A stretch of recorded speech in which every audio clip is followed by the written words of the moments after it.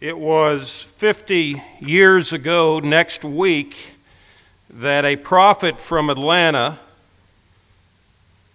shared with us his dream that one day on the red hills of Georgia, the sons of former slaves and the sons of former slave owners would be able to sit down together at a table of brotherhood. That was 50 years ago next week. As Dr. Martin Luther King Jr. was sharing this dream on the Mall in Washington, D.C., the two flagship private universities here in Georgia were poised to take a step that was unprecedented in the Deep South. Emory University in Atlanta and Mercer University in Macon were about to begin voluntarily integrating their student bodies without being under any legal compulsion to do so. The University of Georgia had desegregated 2 years earlier in the fall of 1961 under a court order issued by United States District Judge William Gus Boodle, a Mercer graduate, former dean of the Mercer Law School, and a longtime trustee of the university.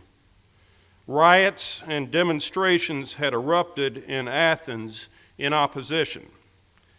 Georgia Tech followed suit in 1962, also under the compulsion of a federal court order. But private universities were not bound by the United States Supreme Court's decision in Brown versus Board of Education or the Equal Protection Clause of the United States Constitution on which Brown was based, which governs only government institutions. Private universities could not be compelled to integrate under principles of constitutional law. And until the fall of 1963, none in the Deep South had been willing to do so voluntarily. Getting this accomplished at Emory was surely a significant challenge. But as challenging as it was for Emory in relatively cosmopolitan Atlanta, it was that much more difficult for Mercer in somewhat less cosmopolitan Macon. The public schools in Macon continued to aggressively resist desegregation in the fall of 1963, while the Atlanta public schools had at least begun desegregating 2 years earlier in 1961. Emory was affiliated with the United Methodist Church, which was officially pro-integration. Mercer is today an independent university, but in 1963, Mercer was affiliated with the Georgia Baptist Convention, which was strongly opposed to desegregation at Mercer and elsewhere. Those were only some of the challenges faced at Mercer. Opposition to integration at Mercer had only intensified when Rufus Harris, who served as Mercer's 16th president, announced in an article published in the Atlanta Journal during the summer of 1962 that he favored admitting qualified black students to Mercer. The Georgia Baptist Convention, which at that time provided essential financial support to Mercer and also participated in the selection of Mercer trustees, announced that after prayerful consideration, the convention had determined that neither Mercer nor any other Georgia Baptist institution should integrate. The Alumni Association of the Mercer Law School, led by the distinguished Chief Justice of the Georgia Supreme Court, a powerful member of Mercer's Board of Trustees, passed a resolution condemning the proposed integration at Mercer. And racist organizations like the Macon Citizens Council organized campaigns to bombard Harris with threatening letters and phone calls.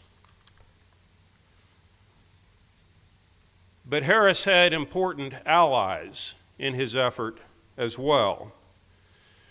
Going back at least to the beginning of the 20th century, Mercer had been blessed with professors who had views on race that were progressive for their time and place.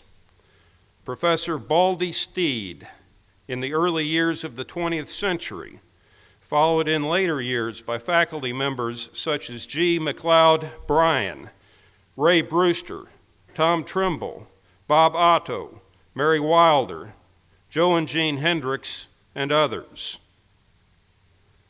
Their more progressive views had influenced generations of Mercer students who became important allies as Rufus Harris pressed forward with his plan to desegregate Mercer. Joe Hendricks, who by 1963 was Dean of Students here at Mercer, was an especially important ally in organizing former students to actively support Harris. One of Mac Bryan's former students, a Baptist missionary named Harris Mobley, who was working in Ghana, provided President Harris with the ideal candidate to begin the integration of Mercer, a bright young student from Ghana by the name of Sam Jerry Oney. Southern Baptists had employed and commissioned Mobley to go to Ghana to educate and evangelize the people of that country. And he had done just that with Oney, who had studied hard and also became a devout Christian. Sending Oney to Mercer would, in a sense, simply continue the work begun by this Baptist missionary, work that had occurred under the direction of Southern Baptists, including the Georgia Baptist Convention. So it would present a real dilemma for them to now resist the continuation of that work at Mercer.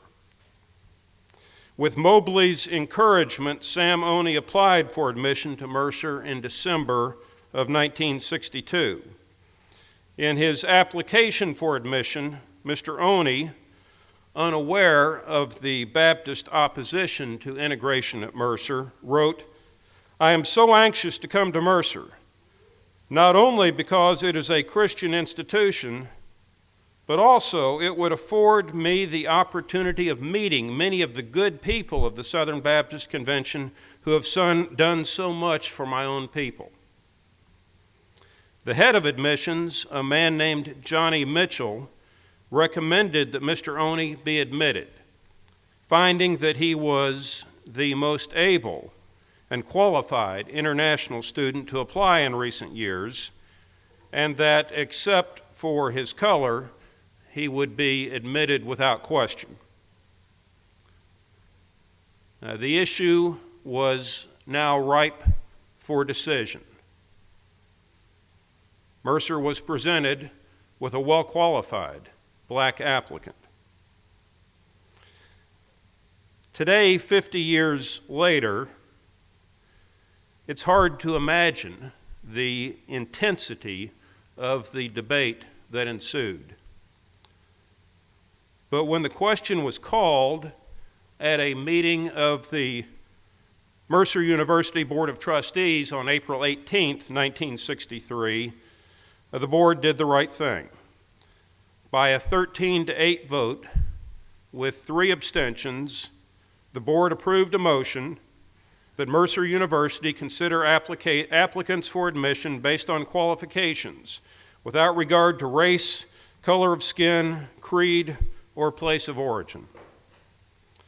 When classes began that fall on September 20th, 1963, Sam Oney and 2 other black students, Benny Stevens and Cecil Dewberry, courageously left the security provided by historically black colleges to enter this previously all-white bastion of privilege and exclusion.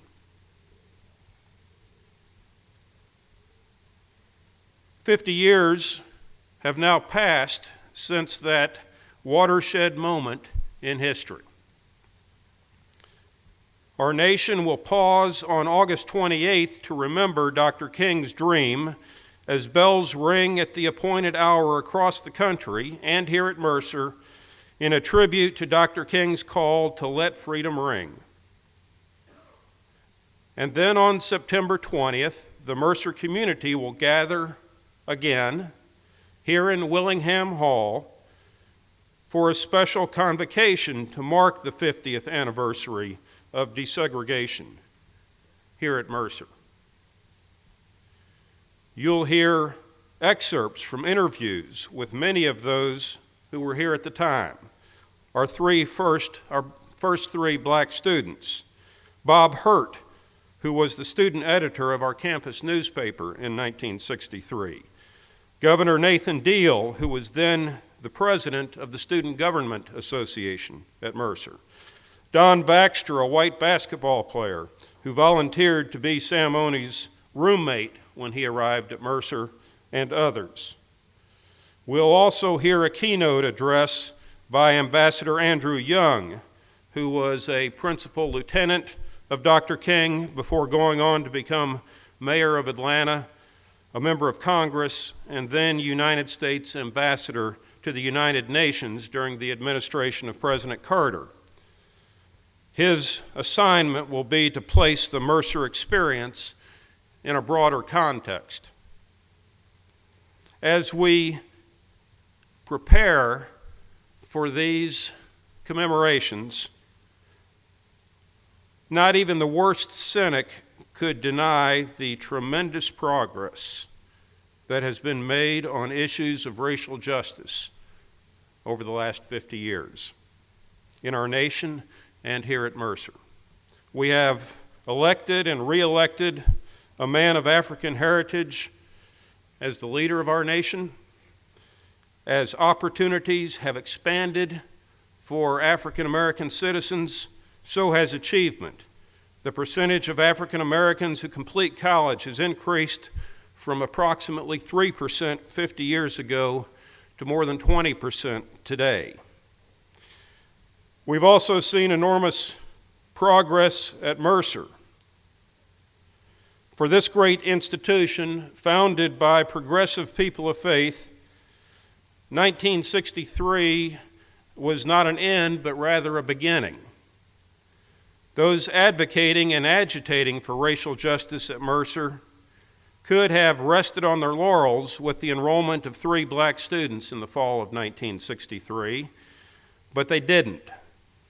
Black students who attended separate but decidedly unequal schools in the South were at a serious disadvantage in competing for college admission and were ill-prepared for success once they gained admission.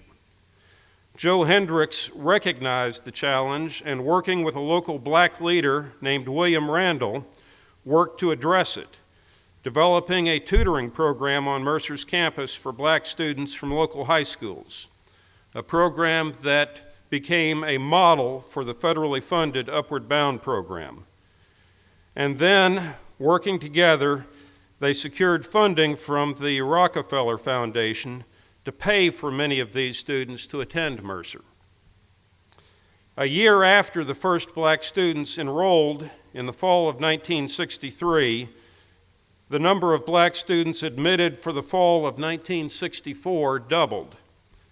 Within a few years, the number of black students enrolled at Mercer was 3 times that at the University of Georgia, even though UGA was 5 times as large as Mercer and under court orders to desegregate.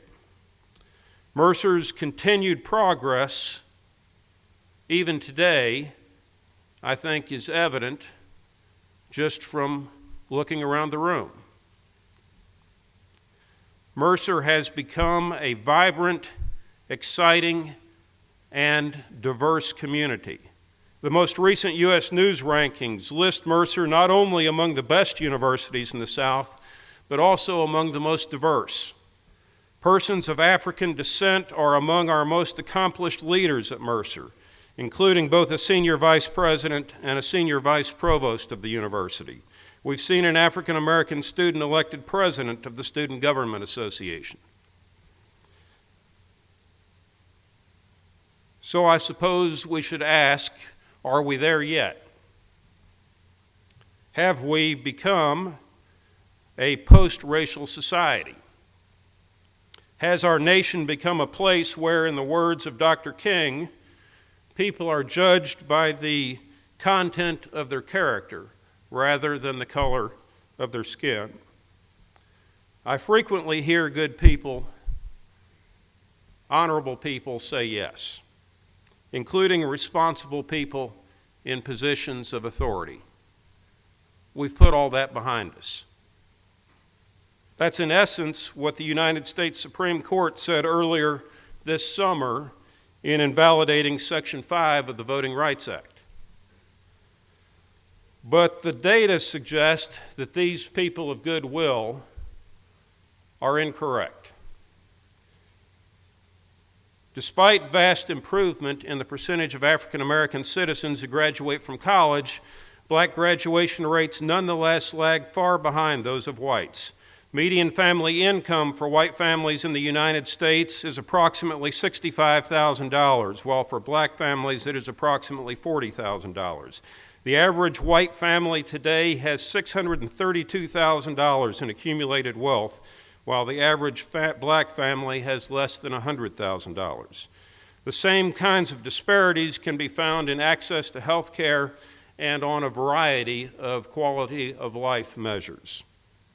And I think unless we're blind, our eyes should tell us that we're not quite there yet. We recently had a family friend stay with us here in Macon.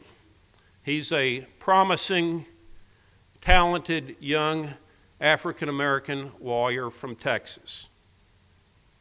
At a restaurant here in town, a woman came up to greet us. She asked our friend if he was a football player being recruited to Mercer. I had to wonder, and I think he did too, whether if he was white, she would have made that assumption. The next evening, we attended a Braves game in Atlanta. When I showed the pass I'd purchased for us to sit in a restricted area, the attendant allowed my family to pass with me, but stopped our friend, even though he'd walked up with us. She assumed that he could not have been with us. Would she have made that assumption if he were white?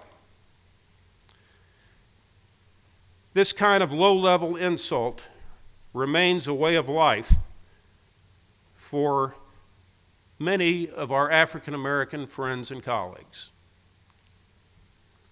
And regardless of your views on the tragic Trayvon Martin episode, is it not fair to ask whether he would be alive today if he were white?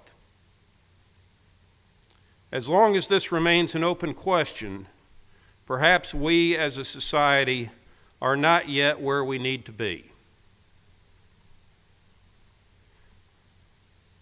So as we hear the bells ring out on campus next week, let's pause to remind ourselves of Dr. King's dream. His dream that here on the red hills of Georgia, the sons of former slaves and the sons of former slave owners will join together at the table of brotherhood. And as we come together on September 20th to commemorate and celebrate the achievements of 1963, and indeed our great progress in the 50 years that have intervened, and as you begin your experiences as Mercerians, let us also remind ourselves that this work is not yet done. Welcome.